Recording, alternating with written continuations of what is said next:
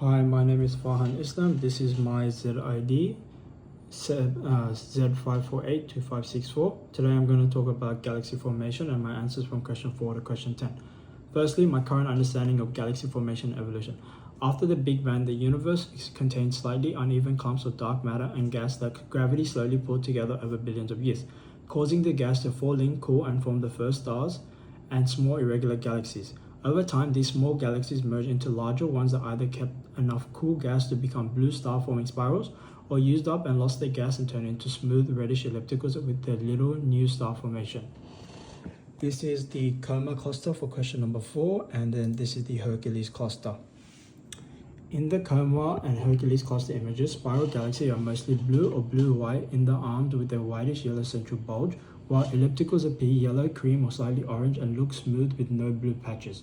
This color difference shows that strong star formation is happening in spirals, but is weak or mostly absent in ellipticals, which are dominated by older, redder stars, and are therefore generally older systems that bulge into a spiral or more yellow or reddish, that is bluer disk and arms, meaning the bulge contains older stars while the disk holds younger stars and ongoing star formation.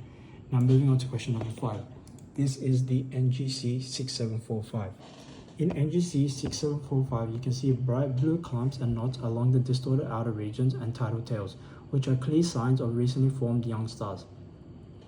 The strange warp shape of the galaxy and these blue patches suggest that a smaller galaxy has recently passed through or very close by. During this close encounter, gravity pulled and stretched the original galaxy and compressed its gas clouds. This compression triggered bursts of new star formation, showing that galaxy interactions can both distort shape and ignite powerful starbursts that change how a galaxy evolves. Now moving on to the next one. This is the 3 cluster image. For the first one, we have PHYS1160. The second one is PHYS2744. And the last one is PHYS0740. We've categorized 20 galaxies into spiral, elliptical, and irregular, and as you can see, PHYS1160 had 5 spiral, 4, elliptical 13, 11, 16, irregular was 2, 5, and 0. PHYS1160 was dominated by smooth yellowish ellipticals with a few blue spirals and some irregular systems. PHYS2744 has a rich mix of galaxy types. Because it's an emerging cluster, there are many distributed of irregular galaxies in addition to elliptical and a few spiral. PHYS0740 has a giant central elliptical galaxy plus many other ellipticals and has only a small number of spirals and irregulars. Now moving on to the next question. The image of Hubble Ultra Deep Field. As you can see, we've got 20 galaxies and we've distributed them again, 5 spiral, 11 elliptical, and 4 irregular. Now moving on to question number 8.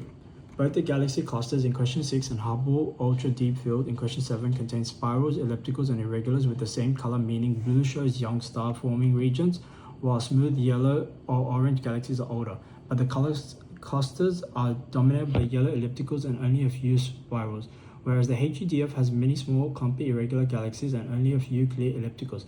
This contrast implies that galaxies change over time and that environment matters, with the HUDF capturing an early stage when galaxies are still forming and merging, and the rich clusters showing a later stage where many systems have already merged, lost their gas, and settled into larger, old ellipticals.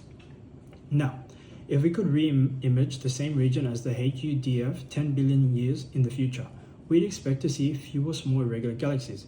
Many would have merged into bigger systems, often ellipticals.